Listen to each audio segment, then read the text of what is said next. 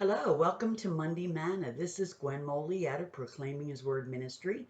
I'm so glad you're going to be a part of the teaching today.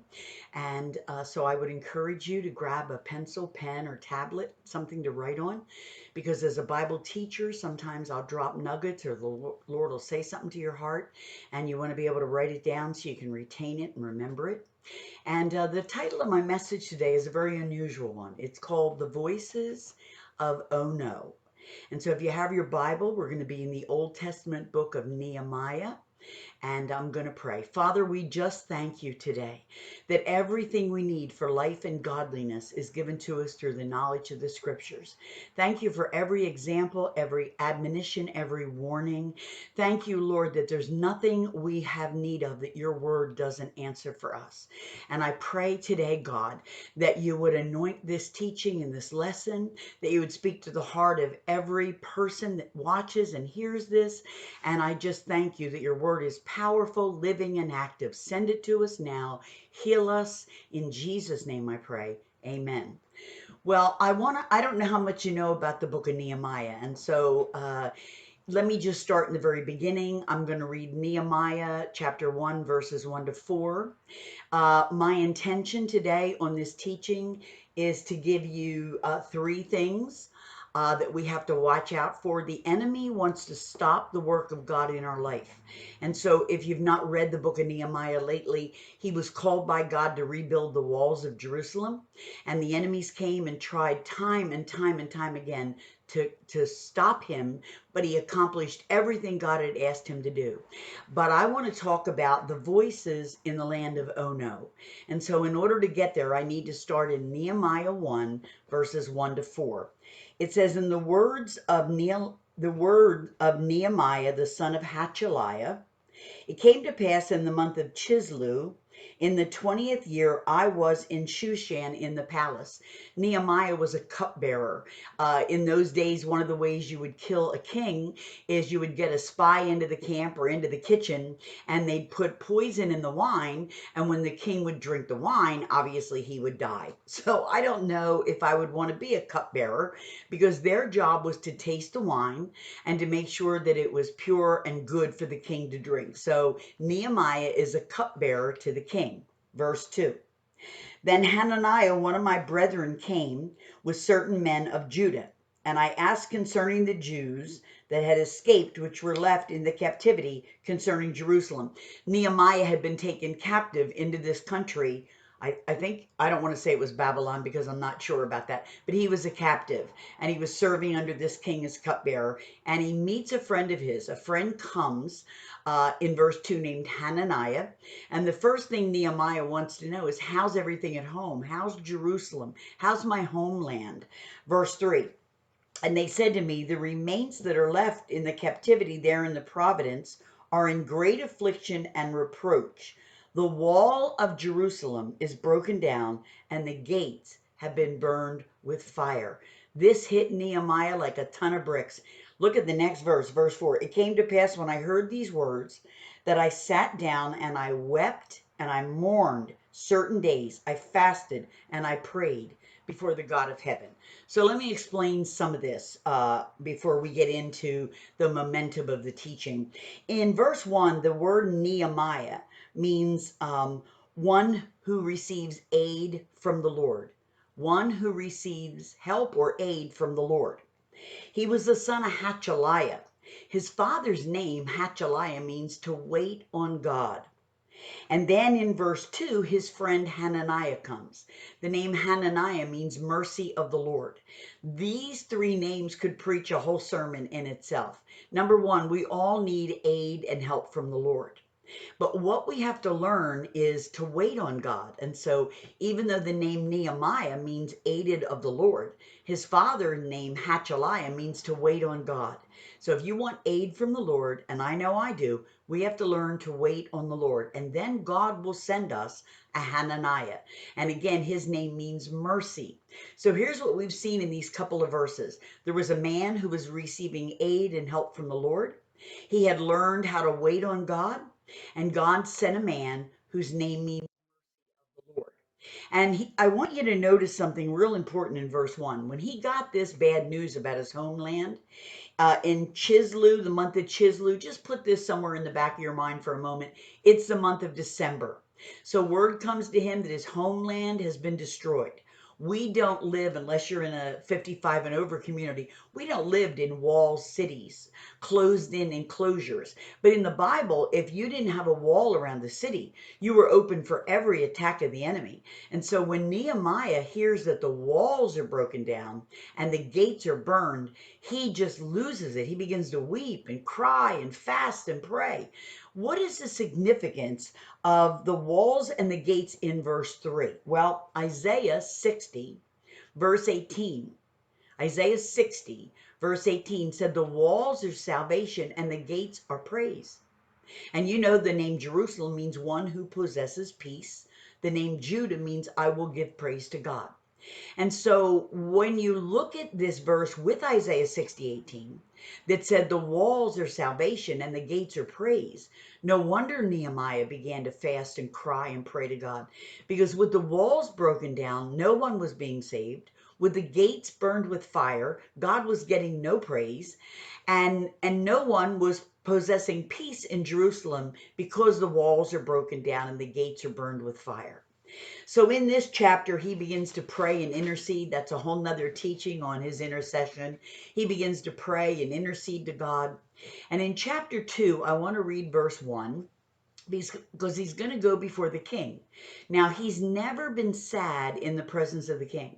And the king's going to notice that he's cast down or downtrodden. So let me read Nehemiah 2, verse 1. It came to pass in the month of Nisan, in the 20th year of Artaxerxes. I was practicing that. I didn't say it right, but King Art is what we're going to call him. In the 20th year of King Art, I was taking wine before him. I took up the wine to give it to the king. I had never been sad in his presence before. Therefore the king said, why is your countenance down? Seeing you're so sad, are you sick? This is nothing else but sorrow of heart. So the king picks up on the vibe that Nehemiah is devastated. He's grieving, he's mourning, he's fasting, he's praying. But I want you to notice something that's really important to this teaching.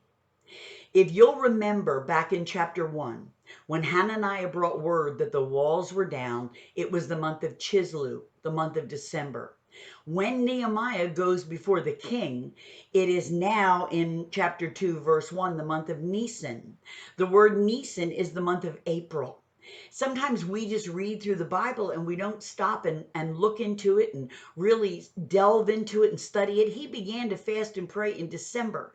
He prayed December, January, February, March. It was April when he went before the king. So it wasn't like he just prayed 1 or 2 days. He prayed for months. And when he went, the king picked up that he was sad. He asked him what was wrong. Nehemiah told him about his homeland. And the king said, I'm going to let you go home. You can rebuild the walls. You can rebuild the gates. And so in this story, the king provides him everything he needs to travel back to Jerusalem to rebuild the gates and the walls. But the enemy will always try to stop us from whatever endeavor or whatever purpose or destiny God is putting to our heart. So it isn't like he just went back with, some plywood and a hammer and all of a sudden he rebuilt the gates and the walls. No, the enemy came to attack him. So the first thing I want to talk to you about this morning, I just wanted to give you the background. You and I will get aid from God when we wait on him and receive his grace. And we may need to pray 4 weeks, 4 months, 4 years. It doesn't matter. We don't stop seeking the Lord till the salvation, the walls are built and God's getting praise and the gates are up. So I want to introduce you to the enemy of Nehemiah. And his name is Sanballat. He is found in Nehemiah, chapter 2. Thank you, Lord. Verse 10. So here we go. It says, when Sanballat the Horite and Tobiah his servant, the Ammonite, heard of it, that he was going back to rebuild the walls and the gates, it grieved them exceedingly that there came a man to seek the welfare of the children of Israel. So here comes the enemy. He's going to try to stop Nehemiah from rebuilding the walls and the gates. The enemy, in verse 10, his name is Sanballat. So, of course, you know I'm going to give you the definition. The word Sanballat means to hate you in a disguise. To hate you in a disguise. Now, we have other teachings on my Facebook page and on my YouTube page on discerning of spirits. Don't let the disguise fool you. So you can go back at your convenience, because I want to stay focused on this teaching. But the name Sanballat actually means to hate you in secret. And so I thought of two stories that time won't permit me to go into. But the first one, if you're not familiar, you might want to read Joshua 9. Joshua came into a city, and the inhabitants of the next town, called the Gibeonites, dressed up in a disguise. They came with a secret mission.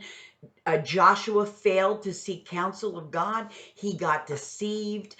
He made a covenant with the Gibeonites, these ungodly people, that was against the word of God, all because the enemy came in a secret disguise. Joshua 9 is an incredible story, and we need to read it to make sure that we're not fooled by the disguise or the costume, because Corinthians said that Satan masquerades as an angel of light.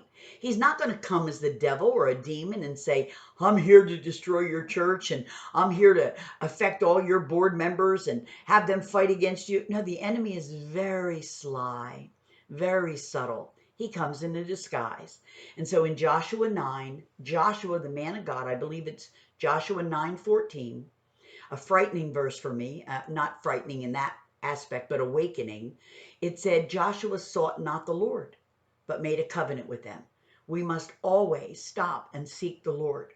So he was fooled and disguised. And I thought, if Joshua can be tricked, I can be tricked. We need to know the enemy comes in a masquerade and a disguise. The second story, which is one I read pretty much a few times a year, is of a young man of God in 1 Kings 13. He's a wonderful man of God. He comes from Judah. God speaks to him, tells him to go into the city of Bethel and curse the altars of wicked Jeroboam, 1 Kings 13. And God says, listen, young man, when you go in there, don't eat or drink anything. Come straight home. So the man of God in 1 Kings 13 goes into the altar of wicked Jeroboam, very, very wicked king. The man of God curses the altar. It breaks into ashes. And the king says, I'll give you half of my kingdom if you'll come home and eat and drink with me. And the man of God said, I've been forbidden by the word of the Lord. I cannot eat or drink with you. And he left. But what happened is, on his way home, he got tired and he sat under a tree. I don't remember if it was a juniper or an oak, but he sat under a tree. And an old prophet came and lied to him, deceived him. He said, I'm a prophet just like you are. And he was not. He said, an angel appeared to me and told me you can come back to my house and eat and drink with me. Now, let me just pause and tell you this, that if the Lord has given you an assignment, something he's spoken to your heart, if he's going to change the calling, the direction, he will tell you. He's not going to tell someone else. So this old prophet comes and he lies to the man of God. The man of God falls for it, because it's another, the enemy hates you in secret. He goes back to the old prophet's house. As he's eating and drinking, the word of the Lord comes that he will die for his disobedience. And when he left, of course, if it were me, I'd still be eating. I would chew every grain of food for 149 chews a minute, because I wouldn't want to die. But he did finish the meal and he did leave. And when he left, a lion killed him and stood over his body. So there's a whole teaching in there about being obedient to the voice of God, not changing your direction in the middle of your course. But I just wanted to share two stories of where men of God, strong men of God, were both tricked by the enemy because he came in a secret form. One time he came in Joshua in a costume.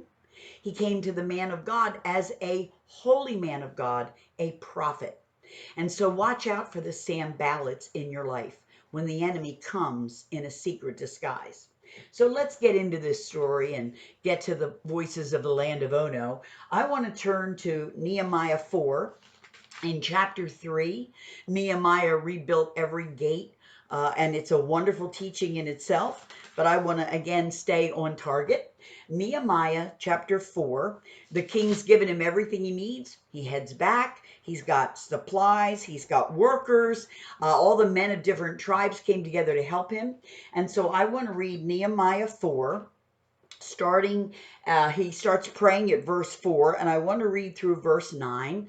And the first thing in this teaching, if you're taking notes, is number one, the enemy comes in a secret disguise. Number two, the enemy comes to hinder you.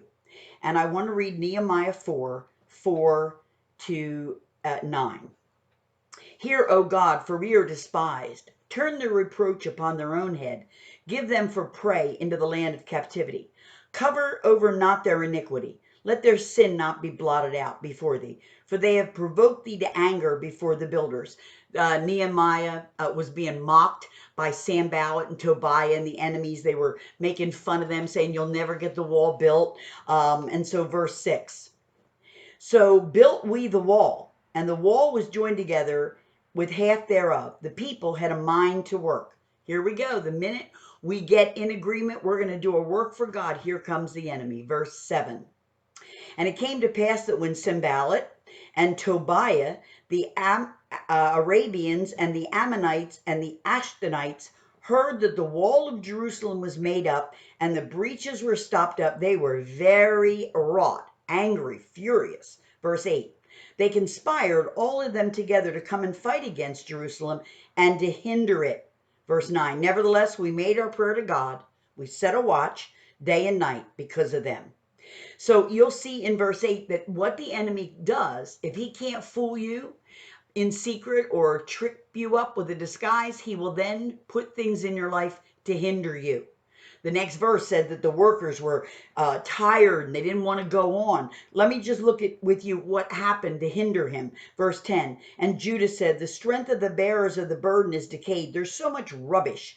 We're not able to build the wall. I'm going to keep reading because this is so important and I wasn't going to talk about this, but it's an awesome truth. Verse 11, and our adversaries know. They shall know neither till they come in the midst of us and slay us and cause the work to cease. Now, I didn't do justice to verse 11. So let me reiterate 10 and 11, and I'd like to slow myself down. Okay, verse 10. The way they hinder is they get the people discouraged. They said, there's so much rubbish, we're not able to rebuild the wall. Verse 11. Now, don't miss this because I really chopped this pretty bad because I got excited. But the verse says, and our adversaries have said, they shall not know, neither see, till we come in the midst of them. Listen, church, watch out for insiders. What the enemy does is he can't affect us on the outside with unbelievers, but he puts his plants inside. And you have to watch out for insiders because you know what the enemy just said? We'll get in the midst of them. We'll get them from the inside before they ever know it. So please pray for discerning of spirits and watch out for the insiders. So number one, the enemy comes in a secret disguise. Number two, he wants to hinder you. Number three, he will continue his attack. He's trying to wear you down. And so what happens in, they start rebuilding, they put watchmen on the wall, one with a weapon, one with a trowel, they're working and watching. But I want to get to the main teaching this morning, and that's in Nehemiah 6, and it's verses 1 to 4.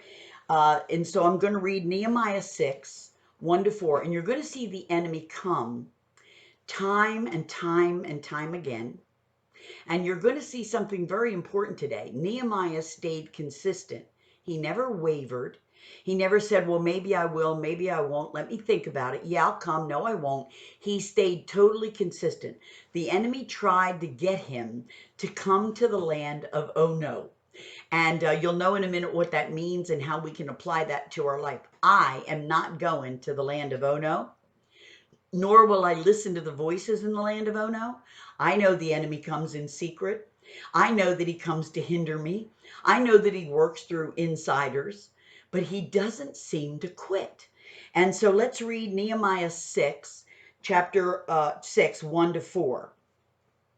Now it came to pass when Sanballat and Tobiah and Geshem the Arabian and the rest of our enemies heard, watch this, that I had builded the wall, And there was no breach therein, though at the time I had not put the doors upon the gates. But the work was done. The walls were up. Verse 2. That Sanballat and Geshem sent unto me, saying, here it is, come, let us meet together in the village, in the plain of Ono. But they thought to do me harm and mischief. Come on, let's talk in the valley of Ono. Verse 3. I sent messengers to them saying, I am doing a great work, so that I cannot come down. Why should the work cease while I leave it and come down to you? So when he was invited the first time to the valley of Ono, he said, no, I'm not coming off the wall. I have a work to do. And you would think, well, the enemy would try another plan. No, here we go, verse 4. Yet they sent this to me 4 times after this sort, and I sent them the same answer. Matter of fact, he sent 5 times. He sent word, come to Ono, come to Ono, come to the village, come to Ono. 5 times. Look at verse 5. Then sent Sanballat his servant to me in like manner the 5th time with an open letter in his hand. Now you can read this later, but Nehemiah actually takes the letter into the house of God, lays it out, and says, God, what are you going to do about this? 5 times the enemies tried to get me to the village of Ono. And so I want to talk to you today about the voices in the village of Ono. And here's where I got this teaching from. I was studying the book of Nehemiah. And by now, you know, I like to look up names and addresses and cities and rivers and towns. And I thought, you know what? I'm going to look up the word oh no. And of course, if it means oh no, I'll be disappointed. But was I ever surprised that when I looked up the word oh no, it means his iniquity. What the enemy wants to do is enlarge our weaknesses, make us focus on our iniquities or our sins. Instead of focusing on God, it's God that worketh in me to will and to do of his good pleasure. I can do all things through Christ who strengthens me. Greater is he that's in me than he that's in the world. The enemy doesn't want us to rebuild our wall and gates of praise. He wants us focused on what we can't do, what we failed at, what we're afraid to try. These are the voices from the land of Ono. And so I want to talk to you about some familiar voices in the land of Ono that I've had to fight in my life. For me, the very first voice from the land of Ono to show me my weakness, magnify my infirmity, my first one when I would get up to speak was that, oh no, I'm a woman. And I remember in the early days of ministry, I only spoke to women's meetings. They were called Joy Fellowships, Women's Aglow. I only spoke to women. And I was invited to speak at a large church with a mixed audience of men and women on a Sunday morning. And after I preached, 2 men ran up the steps in suits and said to me, women are to be silent in the church. Now that's another teaching for another day. But I was paralyzed. I was shocked that these 2 men attacked me. I had a Sanballat and a Tobiah right in front of me. It was no secret. My husband ran up the steps, put his arm around me and said to the 2 men, your pastor invited my wife here. She is not out of order or out of line. If you have a problem with a woman in the pulpit, you need to speak to your pastor and leave my wife alone. I'm telling you, my boo-boo came to my rescue. We went down the steps and out front. I was waiting for a limo. Of course, we had a Volkswagen, but he was my hero and took me off. And do you know that for over 4 years, I struggled when I would have men in the congregation? I'm a woman. What am I going to do? I had to study all the verses about women being silent, understanding what the verse meant. I don't have time to get into that today. I don't want to run out of time. And if I go over a few minutes, please stay with me if you can. And so, oh no, I'm a woman. And so let me tell you what happened to me, because I am a woman. You know the devil's not going to come full of all lies. He's going to use a grain of truth and then try to attack your weakness. I went to a conference with Fuchsia Pickett many, many, many years ago. And in the middle of this conference, there were about 10,000 women. It was a Women's Aglow conference, and it was huge, about 10,000. And Fuchsia Pickett is down on the stage, and out of nowhere, she says, my name is Adam. Genesis 5:1. In the beginning, God made them male and female and called their name Adam. She said Eve never received her name till after the fall in Genesis 3:16. When God created man and woman, their name was Adam. And the last Adam bought back what the first Adam lost, and I am equal. And I just burst out crying. I got a total deliverance that day. I am not a gender defender. We are one in Christ. And so I got set free by Genesis 5:1 that her name was Adam in the day she was created, and her husband never named her Eve till after the fall. And I'll give you a few verses. I don't have time, I don't think, to get into these in detail. But 1 Corinthians 11, 1-3 really helped me on this issue of gender equality. I'm not better than a man. I'm not in competition with a man.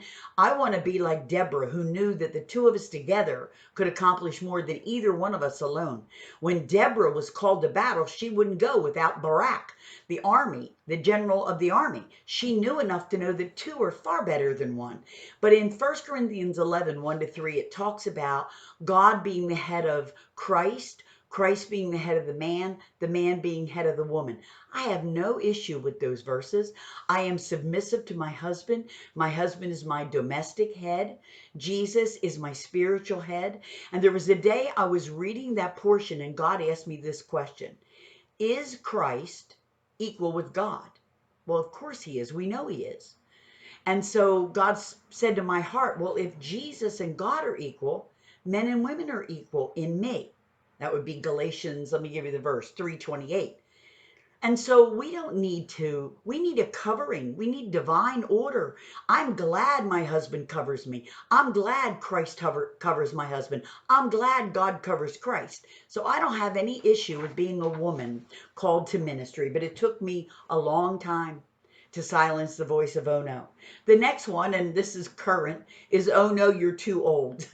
God had told me in the 80s I would go to India and Africa, and I didn't go to the late 2012 or 2008. I waited like 20 years and I kept saying, God, I'm getting too old to do this. The voices of, oh no, you're too old, you're too old. And so one day, God must have a sense of humor. I was telling God I was too old to go to the mission field. And I was reading in the book of Psalms. And after I complained about my age, I opened Psalm 39, my normal reading. I wasn't looking for this verse. And I hit Psalm 39:5. And it said, your age is of no concern to me. So I didn't know if I should laugh or cry, so I did both. And I think of Moses being an older man and conquering Joshua. I love Caleb. If you're familiar with this, in Joshua 14, verse 11, Caleb said, I'm as strong at 85 as I was at 45. You better give me my mountain. So you know what I've decided? Age is a number and mine is unlisted. So don't let the voices of oh no tell you you're too old or you're too young. Look at Timothy. He was used from his teenage years. Let's do just two more before I have to stop. Oh no, you're a woman for me. Oh no, I'm the wrong gender. Oh no, you're too old, or oh no, you're too young. Then we get the oh no, you're not smart enough. You don't have enough intellect, or you don't have a high IQ. Many of you know that people graduate cum laude. I got out of high school cum lucky. I don't know how I did it. But aren't you glad that God's word is spirit and life, that it's not about how bright or brilliant we are? I don't want to be dumb. I want to be intelligent for God, and I want to use my brain, but I don't depend on that. Okay, so I'm not smart enough. I don't need to be. God takes care of me. And I'll just give you a few verses. 1 Corinthians 2:4. My speech and my preaching were not with enticing words of man's wisdom, but in a demonstration of the Spirit and power. When I preach, when I teach, when I study, I don't depend on human reasoning. I depend on the Holy Spirit. No, I'm not smart enough. No, I'm not young enough. And no, I might be the wrong gender, but I'm not letting any voice of oh no stop me. And the verse I use that has really helped me is Acts 4:13. When the enemy tells you you're not smart enough, just agree with your enemy quickly. On the way to court, says, you're right, I'm not smart enough, but God's Spirit's within me. And I use Acts 4:13. I love this verse. It says, when they saw the boldness of Peter and John, perceived they were unlearned and ignorant men, they hadn't had a chance to go to Bible school or college, they marveled and they took notice they had been with Jesus. Here's Peter and John, fishermen. And people, really, probably the Sadducees and Pharisees, the religious, intelligent people, marveled. When they saw that I want to read it again. I don't want to do it any injustice. They saw the boldness of Peter and John and they marveled because they were uneducated, common, unlearned man because they spent time with Jesus. If you and I will spend time with Jesus, people will marvel at what God can do in our life. And no Sanballat, no Tobiah, nobody can stop the work of God in our life. The last thing I want to close on is that, some people feel like they're the wrong color, their skin. I'm married to a Puerto Rican, and I've seen people discriminate against my husband because he's not what they call Caucasian. Now, I don't want to get into this. Our country's in upheaval right now, but I just want to tell you that no matter what your color is, God looks at the heart. We're not to judge by the outward man. So many people know the verse in 2 Corinthians 5. I believe it's verse 21. It says, if any man be in Christ, behold, he's a new creation. Old things have passed away. All things have become new. But no one reads the verse before it. 1 Corinthians 5:20 said, I see no man in the flesh. We have to look at one another in the spirit and know that whatever our body color our skin is, that's not an issue for the believer. We're to love one another. So let me close with Acts 17, verse 26. God has made of one blood all nation of men to dwell on the face of the earth. He determined the times before and the boundaries of their habitations. Listen, one blood. God has made us all one. Acts 17:26. We are not Indian and African and white and black and yellow, and we are one people unto God. And so don't let the enemy give you the voice of, oh no, you're the wrong color. Oh no, you're too old. Oh no, you don't have enough money. Oh no, you don't have enough education. Just get your wall built and your gates to the praise of God. God bless you. I hope you were blessed by this teaching, and I'll see you soon.